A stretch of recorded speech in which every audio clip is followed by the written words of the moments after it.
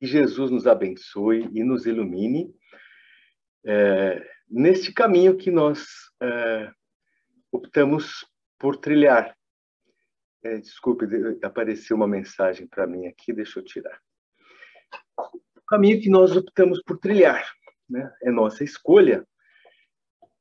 Quando entramos em contato com a doutrina dos espíritos e alcançamos um nível mínimo de entendimento, nós tomamos uma iniciativa baseada num dos pilares da doutrina espírita, que é a fé raciocinada, a fé associada à razão, a fé sem medo, a fé por entendimento, a fé porque eu desejo perseguir, buscar, construir a minha felicidade.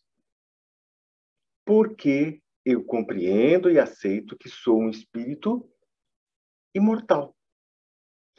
Se nós somos espíritos imortais, olha só que pergunta, né? O que nós vamos estar fazendo daqui a 5 anos? Quando tem entrevista de emprego, nos perguntam isso, né? O que você gostaria de estar fazendo daqui a 5 anos, daqui a 10 anos?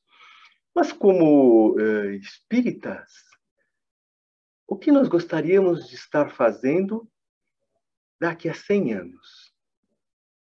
Daqui a 500 anos?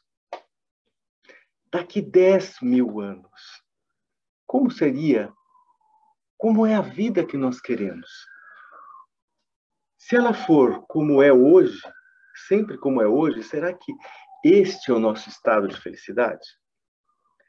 E aí a doutrina espírita vem e diz assim, olha, nós somos espíritos em progresso constante, a caminho de uma perfeição relativa, né? A caminho de uma perfeição, porque a perfeição máxima, absoluta, só pertence a Deus. Mas nós somos perfectíveis. Então, se nós vamos viver milhares, milhões de anos, nós temos que construir uma vida que seja feliz.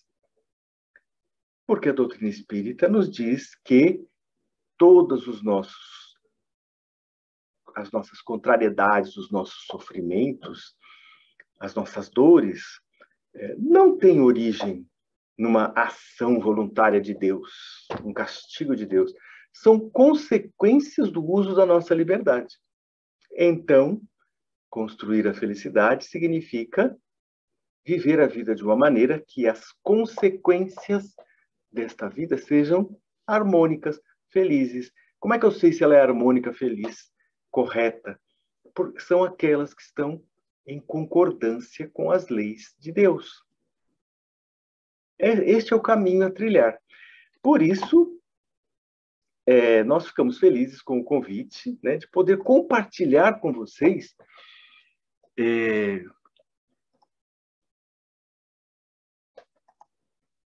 isso, né? Um assunto em que nós intitulamos com um nome comprido, né? Com as cores que usamos por dentro, julgamos os aspectos de fora. O que nós pensamos com relação a isso? Eu quero começar com um exemplo de uma foto que a gente tira num iPhone, tá? O iPhone não aparece aqui na câmera, mas tudo bem.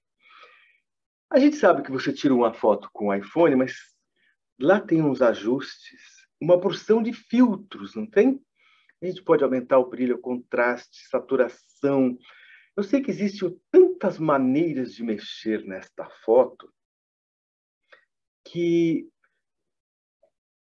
nós podemos ter tirado a foto de uma cena que transmitia uma ideia, mas mexendo nos filtros, nós conseguimos chegar, quem domina esta técnica, a uma foto que transmita uma ideia parecida ou uma ideia diferente daquela que nós originalmente pensamos, não é?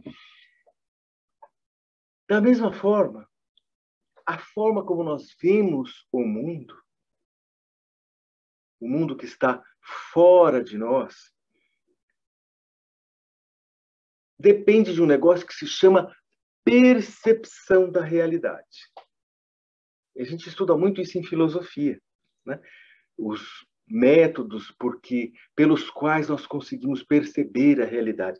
Lá no campo da filosofia, a gente estuda e discute bastante, né, se a realidade é algo que existe por si só, ou se ela só existe porque a gente olhou para ela, né? Se a gente desviar a nossa atenção daquilo, aquela coisa continua existindo, mas isso é lá no campo da filosofia. Aqui nós trouxemos para raciocínio, para que nós possamos pensar, aquilo que nos chega dá a impressão de que aquilo existe e o que chega para mim são as coisas como verdadeiramente são.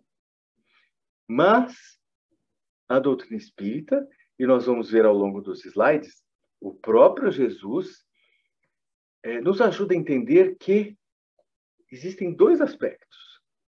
A realidade que nos chega, mas existe aquilo que nós vemos, a nossa percepção, o que nós captamos desta realidade. Então, nós dizemos o seguinte, tudo que nós enxergamos ocorre sempre através de uma visão interior. É como se nós tivéssemos uma lente. Se esta lente estiver cristalina, se esta lente for capaz de ajustar o foco corretamente, nós somos capazes de ver com clareza o objeto, a pessoa, a cena que está à nossa frente. Mas tanta coisa pode acontecer com esta lente. Ela pode estar engordurada, ela pode estar embaçada num dia frio, ela pode estar trincada, ela pode ter grudada na sua frente um plástico de alguma cor que muda completamente as cores que nós percebemos. Então, aquilo que nós vemos do mundo nos diz a doutrina espírita, né? A gente está usando aqui bastante a ajuda de Emmanuel para estas frases que nós trouxemos, né? Enxerga através de uma lente, de uma visão interior, ou seja, o nosso interior interfere naquilo que nós vemos. A mesma cena, vista por diferentes pessoas, pode ser interpretada de diversas maneiras, dependendo de quanta informação a gente tenha e dependendo de vários conceitos interiores nossos, tá? Então, baseado naquilo que a gente sente, baseado nos nossos sentimentos, é que nós nos habilitamos para examinar os sentimentos alheios. Será que isso é verdade? Será que é só a doutrina espírita que fala isso? Como assim, né? Dependendo do meu estado interior, eu vou atribuir valores diferentes para os sentimentos alheios. Eu posso valorizá-los ou eu posso desprezá-los. Eu posso acompanhar, eu posso contribuir ou eu posso menosprezar.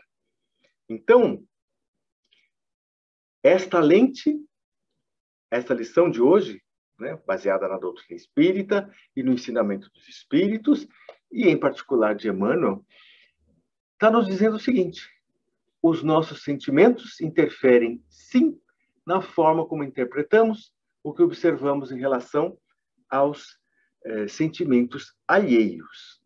Tá? Isso faz com que os nossos sentimentos, interferindo na maneira como vemos o mundo, faz com que a gente suponha encontrar aí na conduta dos outros o mesmo modo de agir e os mesmos objetivos que nós temos quando agimos.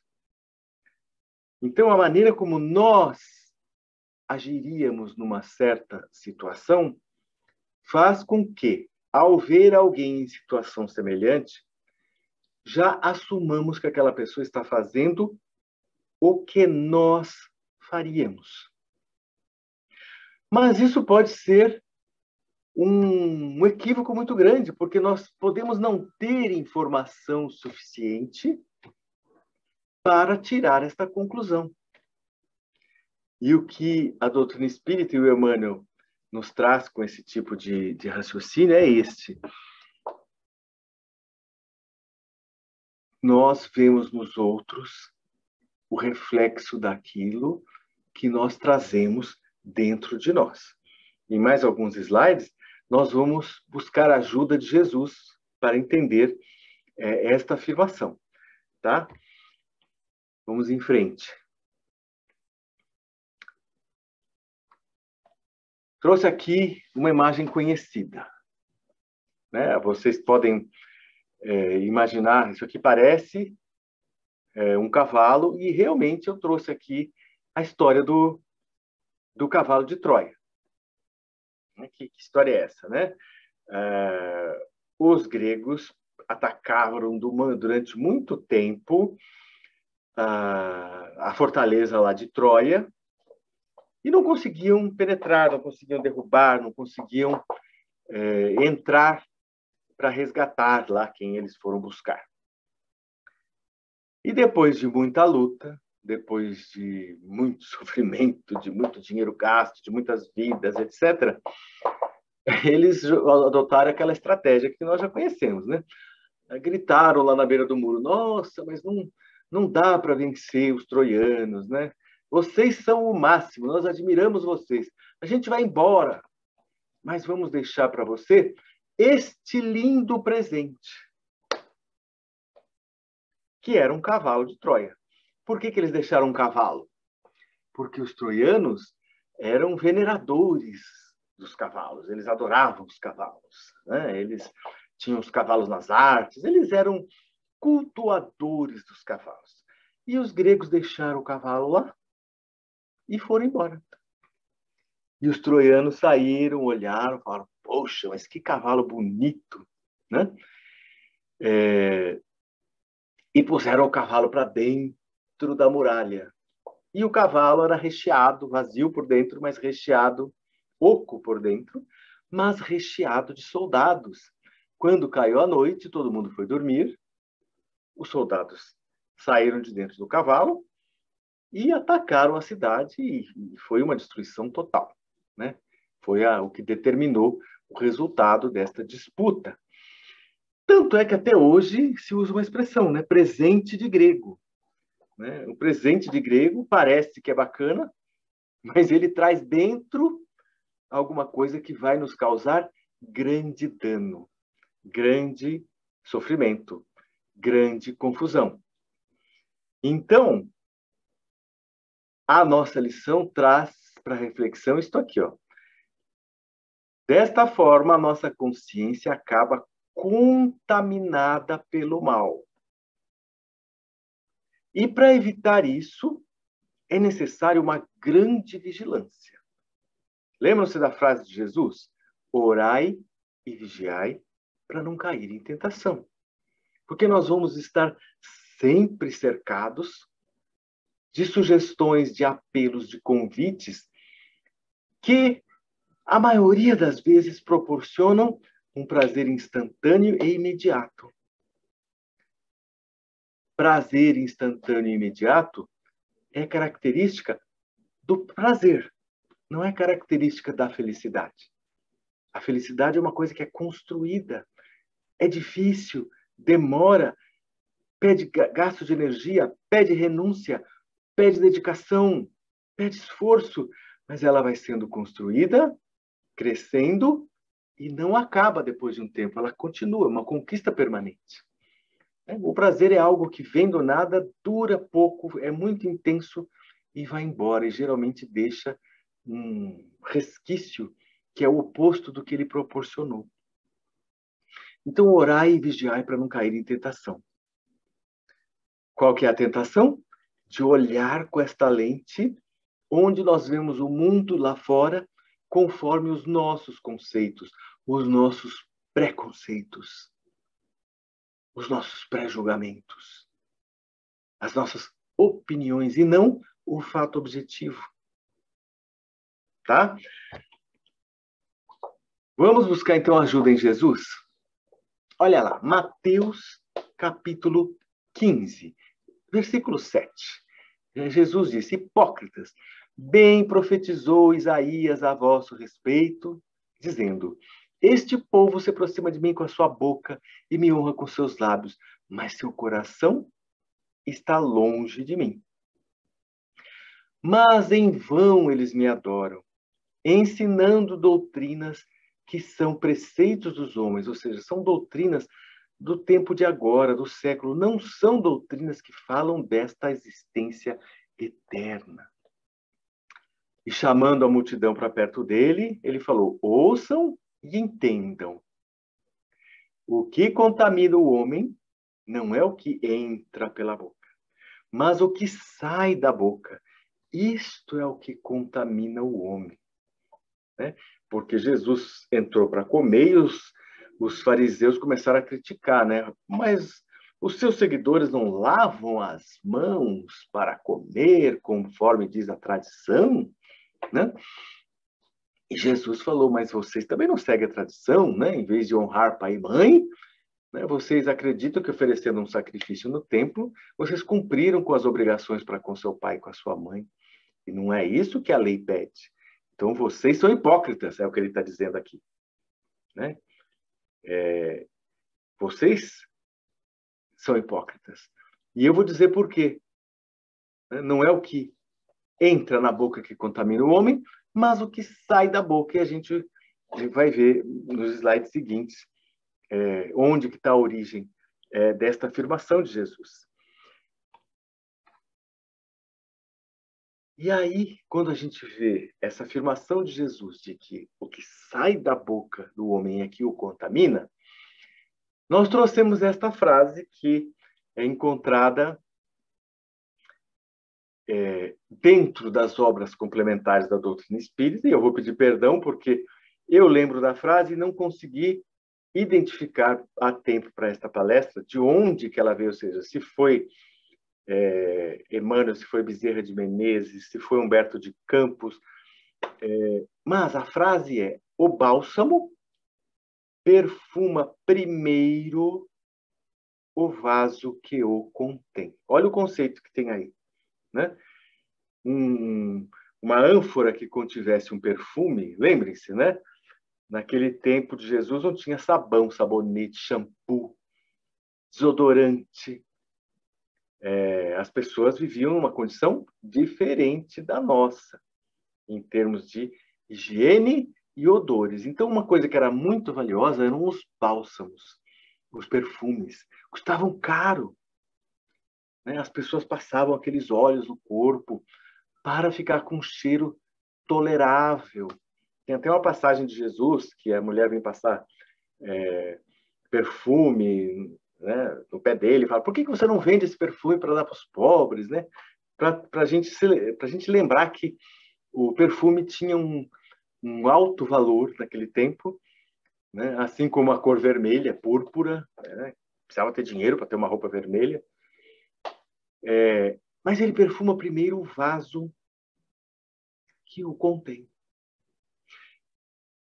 Eu trouxe essa frase para que, apesar de não ter escrito, para que a gente pense que o oposto deve ser verdadeiro também.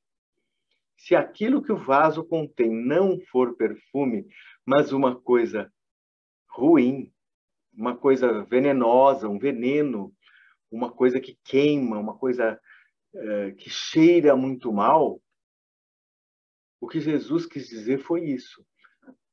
Tanto o que a gente tem de bom beneficia a nós em primeiro lugar, e aí quando a gente externa esta luz, ela se espalha para beneficiar os outros. Mas o que nós temos de ruim, de difícil dentro de nós, de complicado, de vicioso, de desarmônico, de malvado, isso existe dentro de nós, faz parte do nosso processo de evolução. A gente vem de um estado primitivo a caminho de um estado evoluído, iluminado de espírito. Então, aquilo que nós temos de ruim dentro de nós que nós também botamos para fora toda vez que falamos, por exemplo. Esse ensinamento de Jesus, cadê a página anterior, né? O que sai da boca do homem é que contamina o homem. Então, se o bálsamo perfuma primeiro o vaso que o contém, os nossos vícios, os aspectos trevosos que todos nós trazemos aqui dentro do nosso coração e que estamos reencarnados para resolver isso, para trocar essa treva por luz, eles também nos prejudicam em primeiro lugar. Não só nos prejudicam, eles nos identificam. Então, se nós avançarmos mais um pouco, Emmanuel diz o seguinte: quando a nossa mente abriga sombras, acabamos vendo somente sombras em toda parte. Alguns slides atrás não foi falado da vigilância muito intensa. Quando a gente baixa a guarda, quando a gente segue as doutrinas do mundo, as coisas que acontecem neste momento, mas que passarão porque são fracas, são imperfeitas, mas às vezes nós nos apaixonamos e baixamos a guarda. E vamos atrás dessas coisas que nos oferecem, dizendo que com isso nós seremos felizes. Quanta gente não vai atrás de ilusão na esperança de ser feliz? Mas é ilusão. E nós sabemos que quando nós seguimos uma ilusão, mais cedo ou mais tarde, a realidade aparece e nós nos encontramos numa situação de dor, de prejuízo, de perda, de atraso em relação aos demais, de solidão. Por isso que diz, quando a nossa mente permite que as sombras entrem, elas não apenas entram, elas entram, contaminam e vão causando alterações. De modo que, se nós permitimos que elas entrem em nossa mente, em nosso coração, em nossos julgamentos, aos poucos, diz Emmanuel, nós vamos começando a ver sombra em tudo quanto é lugar. Se fosse em psicologia, a gente diria a pessoa está com síndrome de pânico, a pessoa está com alguma depressão, a pessoa está com algum distúrbio psicológico que faz com que ela sinta que está em perigo quando não está. Tudo isso provoca ansiedade. A ansiedade provoca descarga de cortisol, que provoca descarga de adrenalina, que acelera o coração, que destrambelha o colesterol. Olha as consequências de nós abrigarmos sombras que vão alterando a nossa maneira de ver as coisas, de modo que a gente passe a ver o mal em todos os lugares. Então é um grande perigo isso. E a lição pede que nós prestemos bastante atenção com relação a isso. Mais um pouco de auxílio de Jesus. Agora no versículo 17. Vocês ainda não compreendem que tudo que entra pela boca desce para o ventre e depois é lançado fora? Isso é parte física de todo ser vivente. Mas o que sai da boca, diz Jesus, procede do coração. E isso é que contamina o homem. A boca fala daquilo que está cheio o coração. Se o coração está cheio de luz, de virtudes, de bondade, a boca vai externar luz, virtude, bondade. Se o coração está cheio de rapina, né? Diz aqui no versículo 19, se o coração estiver com maus pensamentos, né? Morte, adultério, fornicação, furto, falso testemunho, blasfêmia e tudo quanto é tipo de pensamento ruim, desequilibrado, de onde que vem essas coisas? Vem do nosso coração. É uma maneira que Jesus encontrou para dizer para o pessoal daquela época, né, que vem do Espírito. Porque quem pensa é o Espírito, quem sente é o Espírito, quem dá o comando para as ações que o corpo faz é o espírito. O corpo é apenas o instrumento. Não é o espírito que aperta um parafuso, é a chave de fenda que aperta um parafuso. A chave de fenda é só um instrumento, que ela obedece à mão. Mas a mão obedece o pensamento, e o pensamento procede do espírito. Então, o que Jesus está dizendo é, quando a nossa boca se manifesta, é uma maneira de dizer, quando nós nos expressamos do nosso mundo interior para o nosso mundo exterior, quando nós fazemos isso, o tempo todo nós estamos externando aquilo que existe dentro do nosso coração. Lembra da história do bálsamo? Se o que tem dentro é perfume, ao externar nós ficamos perfumados. Se o que tem dentro é veneno, ao externar nós vamos nos envenenando. Por quê? Porque do coração é que procedem os maus pensamentos. Olha como as coisas que Jesus ensina, quando a gente vai pegando os pedacinhos, a gente vê que eles estão interligados. Né? Se é do coração que brotam os maus pensamentos, Jesus disse ao mesmo tempo, orai e vigiai para não cair em tentação.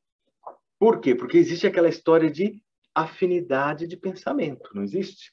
Se dentro de nós temos pensamentos que são da natureza desse do versículo 19, são ruins, nós vamos encontrar ressonância, afinidade com as coisas do mundo que tem a ver com aquela falta de virtude ou com aqueles vícios. Portanto, a gente vai olhar para fora e achar coisas que nos atraem. Mas se elas não são boas, qual a única coisa que pode nos proteger de mergulhar numa coisa que vai nos trazer dor e sofrimento? A vigilância. De um lado, né, o cuidado, a atenção, o dizer não. Não, isso não é bom para mim. E ter força para perseverar no não mergulhar no mal. Mas não basta isso. A gente precisa contar com o recurso da oração. Por isso Jesus disse, orai e vigiai, para não cair em tentação. E a tentação a gente cai quando ela existe dentro de nós, dentro do nosso coração. Se ela existe aqui, nós vamos ter uma tendência a encontrá-la, a identificar ela com facilidade no nosso mundo exterior. E pela lei de afinidade, né, semelhante atrai semelhante, se nós temos uma característica muito ruim dentro de nós, nós vamos ser atraídos por quem tem também esta característica ruim. E dependendo do que seja essa característica, isso pode nos trazer dor, sofrimento, desapontamento, decepção. Pode trazer complicações kármicas que a gente vai levar séculos para consertar. Orai e vigiai para não cair em tentação. Jesus não deu nenhuma palavra de condenação. Quando ele falou isso, ele falou assim, eu não estou aqui para obrigar você a se comportar de nenhuma maneira. Eu vim aqui te trazer conhecimento e ensinamento para que você consiga se libertar desta fraqueza que ao longo dos séculos vai fazer você cair em situações que vão te trazer dor e sofrimento. E como Jesus nos ama, ele nos trouxe as ferramentas, os instrumentos, os ensinamentos. Mas o ensinamento, quando é entregue para o aprendiz tem que receber, estudar, treinar, praticar e, finalmente, demonstrar que consolidou esse conhecimento. Por isso, a gente passa por provas. Situações em que nós somos desafiados fortemente para que possamos testar para nós mesmos que nós já não somos pessoas que cedem a certas fraquezas, que caem em certas tentações. Né? E aí, alguns exemplos deste erro de julgamento, desta lente, quando ela distorce a imagem que vem de fora. Né? Diante de um caso de puro amor, O que tá na nossa frente é um caso de amor puro, inocente.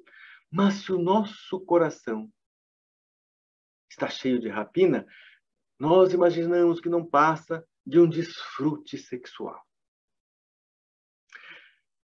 Se chega um amigo e ele está muito bem vestido, uma amiga com vestido bonito, se o nosso coração está cheio de luz e de amor, a gente cumprimenta o amigo e fica feliz porque aquele amigo está com uma roupa bonita. Mas, quando esta lente distorce aquilo que nós vemos, baseado nos sentimentos que tem dentro do nosso coração, a pessoa chega bem vestida e a gente olha e já dá aquele olhar assim, né? É pura vaidade. A gente já julga a pessoa. Se um conhecido vira político, diz o exemplo aqui. Qual é o papel do político? Representar as pessoas, dar boas ideias para bem administrar a sociedade, para que a sociedade exista em paz e harmonia, para que o progresso aconteça. Mas aí, quando o nosso interior está cheio de rapina, nós o vemos como um tirano, um oportunista, ou algo pior, porque eu não quis escrever as palavras ruins. Né? A gente, às vezes, tem pré-julgamento dos políticos, que a gente acha que é assim. Alguém nos disse que é assim, mas nós não sabemos. Tá? Outro exemplo. Se um vizinho ele tem disciplina, trabalha muito, é capaz de economizar, aplica o dinheiro bem, não gasta em bobagem, junta um dinheirinho e constrói uma vida próspera, quando o nosso olhar não é bom, quando o nosso interior não está cheio de luz, é possível que a gente olhe para aquele vizinho e fique pensando, né? Aposto que ele está fazendo alguma coisa errada para adquirir estes bens todos.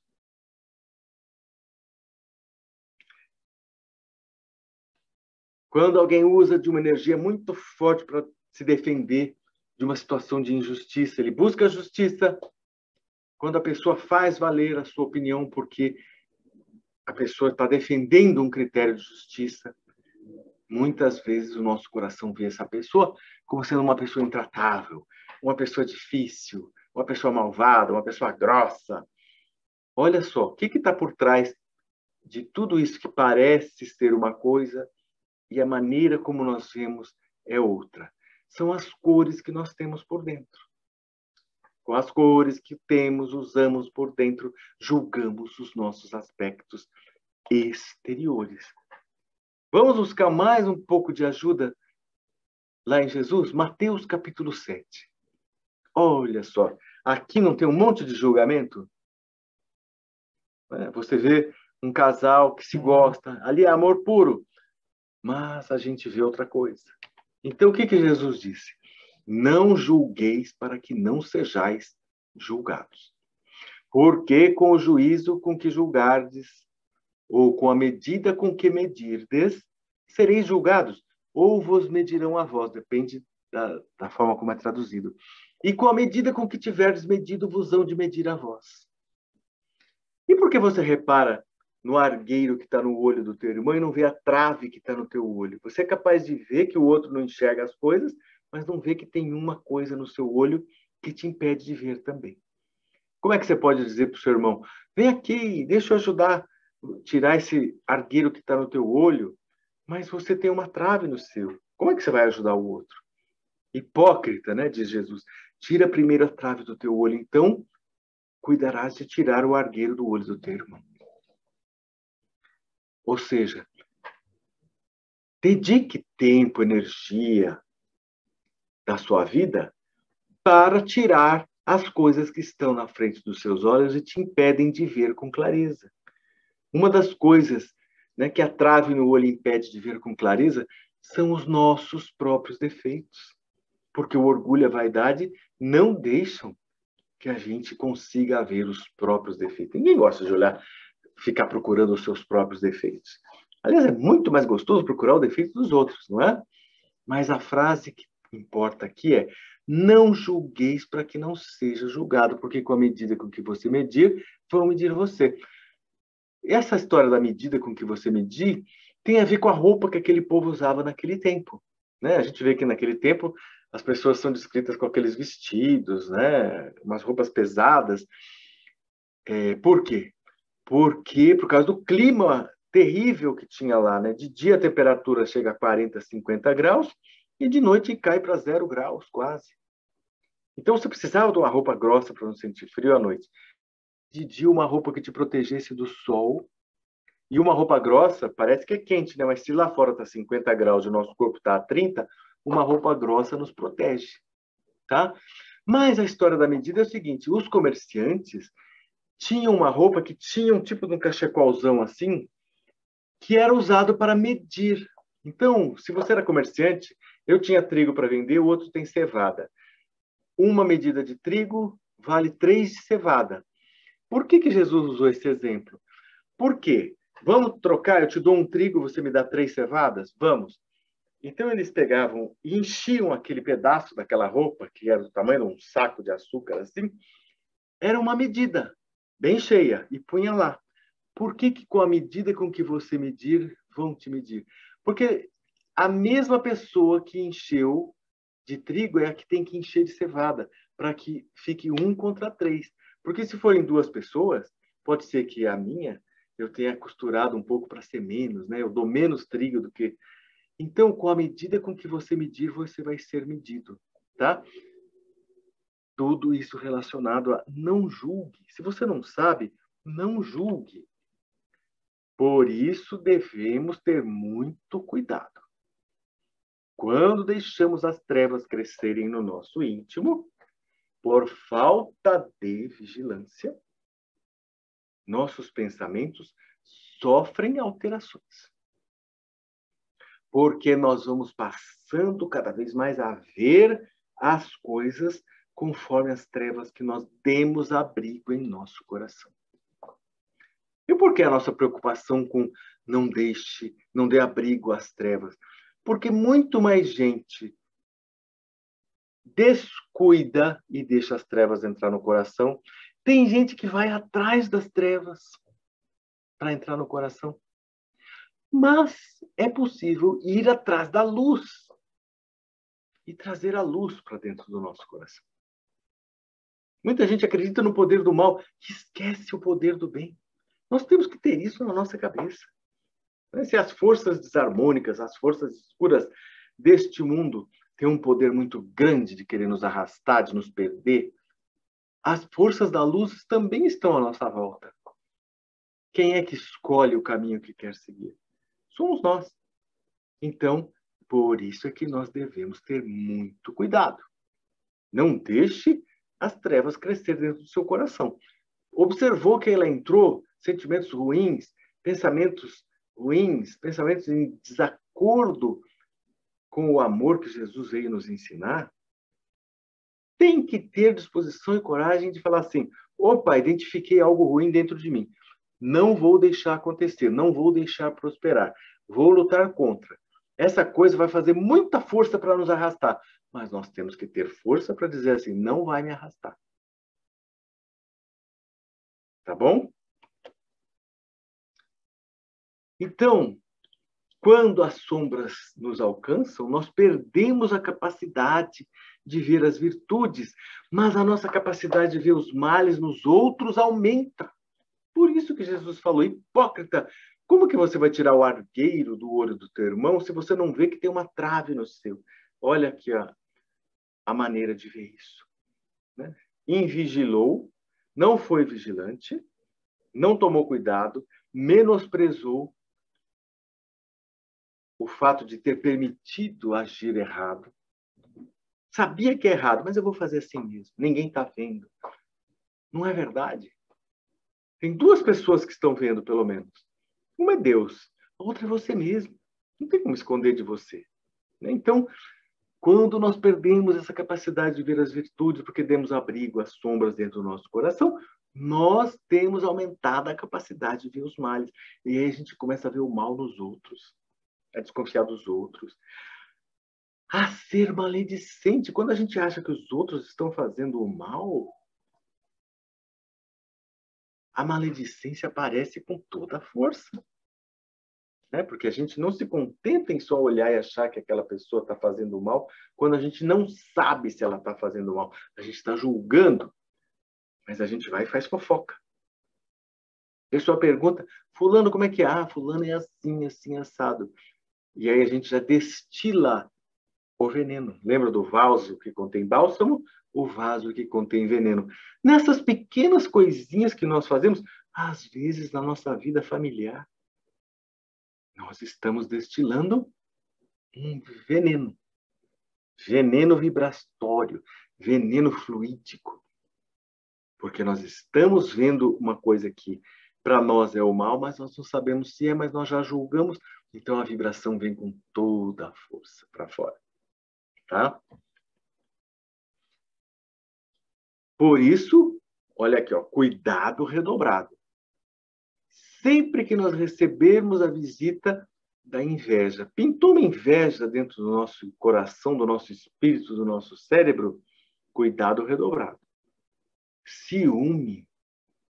Quantos crimes não temos notícia de que acontecem em nome do sentimento do ciúme? Qual é o limite entre ciúme e sentimento de posse? Quem que consegue dizer qual é o limite? Né? Um ciúminho tem até um charme, né? Ah, um ciúminho. As pessoas, algumas dizem assim, eu quero que você sinta um pouquinho de ciúme de mim. Mas o ciúme esconde um sentimento de posse. Você é meu, você é minha. Ninguém toca, ninguém mexe, ninguém olha, ninguém fala. Esse sentimento pede cuidado redobrado. Tá? Visita da suspeita. A gente não sabe o que está acontecendo, mas a suspeita ganha abrigo no nosso coração. Pronto, nós já vamos fazer julgamentos, já vamos fazer maledicência. Olha como é uma bola de neve. Né? A maledicência nos visita. Por quê? Porque fazer fofoca é uma delícia. Nossa! Às vezes chega a dar coceira quando a gente não conta uma coisa que a gente soube. Né? Fulana fez uma coisa que, você não acredita. É muito difícil para quem abriga dentro do seu coração a maledicência ficar calado. Aí vamos para esta frase. Então, existem muitos casos complicados na nossa vida e na vida dos outros. Jesus nos pede que nós tenhamos misericórdia, indulgência uns para com os outros. Então, quando o caso é complicado, escandaloso, o melhor remédio é o silêncio. Por quê? Cada espírito observa o caminho, ou aqueles que caminham no caminho, de acordo com a visão que tem, aquela lente que nós falamos no começo. Depende se a pessoa tem uma visão límpida ou embaçada da realidade.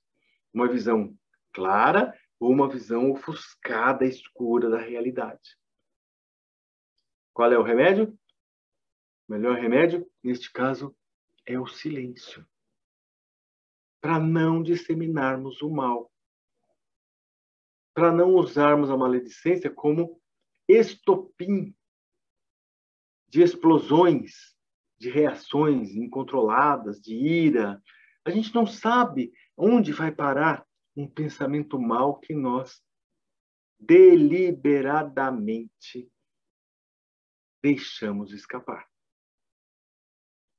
Então, nestes casos complicados, como em qualquer caso, nós devemos optar pelo silêncio.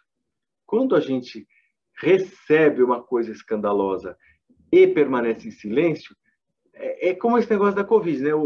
Você ganha imunidade de rebanho. Chega em você e não passa para frente.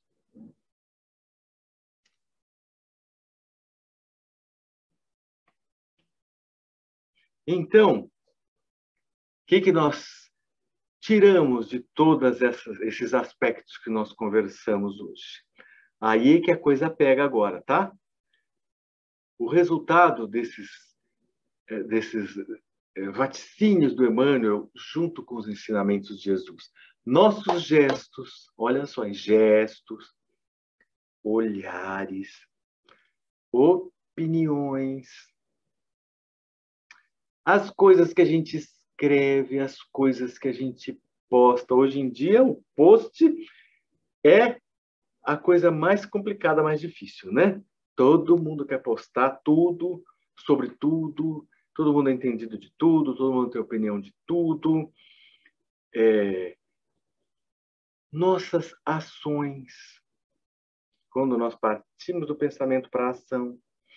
Nossas omissões, quando a gente devia ter feito uma coisa e não faz. Tudo isso fala fortemente sobre nós. Quantas vezes nós não queremos que as pessoas saibam alguns aspectos da nossa vida, da nossa personalidade? E a gente tenta esconder. A gente faz caras e bocas.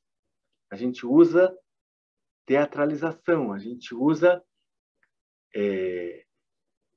atuação, né, de ator, para tentar parecer alguma coisa que a gente não é. Mas os espíritos nos dizem, todas essas coisas, para quem tiver olhos para ver, desnudam a criatura. Então, se você quer saber como é uma pessoa, observa ela durante algum tempo. Seus gestos, seus olhares, suas opiniões, as coisas que ela escreve, as coisas que ela posta, as coisas que ela faz, as coisas que ela deixa de fazer. E não vai precisar de médium para saber o que a pessoa é ou foi na outra encarnação. Só com isso a gente consegue identificar que tipo de espírito é aquele. Só que a gente não deve usar isso para saber dos outros. Isso que é a lição de hoje. É para a gente saber sobre nós, né? Lá no oráculo de Delfos, tinha uma tabuleta na entrada que dizia: conhece-te a ti mesmo. Noce te ipsum, né? Que estava escrito lá. Conhece-te a ti mesmo. Porque isso é importante. Você precisa conhecer a si para poder identificar o que você tem de bom e o que não é bom. O que tem de bom, você melhora, permanece. E o que tem de ruim, conforme a doutrina espírita nos ensina, nós temos que identificar o que tem de ruim, não para ficar com raiva de nós. Oh, meu Deus, eu sou um espírito inferior ainda. Não. Puxa, identifiquei em mim uma coisa que não é boa, conforme os ensinamentos de Jesus. Vou trabalhar isso com calma, com paciência, dando tempo ao tempo. Ninguém consegue virar anjo da noite para o dia. Então, nós temos que usar todas essas descobertas do conhece-te a ti mesmo, né? Observando os nossos gestos, os nossos olhares, as coisas que a gente escreve, para melhorarmos e para iluminarmos a nós mesmos. Por quê? Porque o ensinamento que Jesus nos disse, né? Qual é o maior mandamento? Né? Como leis? Amar a Deus acima de todas as coisas. Amar ao próximo e amar a si mesmo. Faz parte de amar a si mesmo. Humildade para reconhecer que nós trazemos dentro de nós ainda muita coisa para melhorar. Nós não somos a cereja do bolo. Se fôssemos, não estaríamos encarnados no planeta Terra, onde reencarnam espíritos que ainda não têm o bem prevalecendo sobre o mal dentro dos seus corações. E aí a gente encarna num planeta como a Terra, onde, junto com todo mundo, a gente é desafiado a desenvolver as virtudes. Então, é humildade e amor a si mesmo.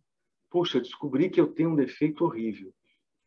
Por onde eu começo a consertar isso?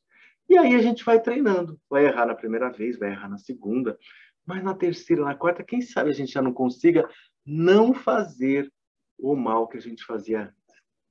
Então, esta é a ideia. Eu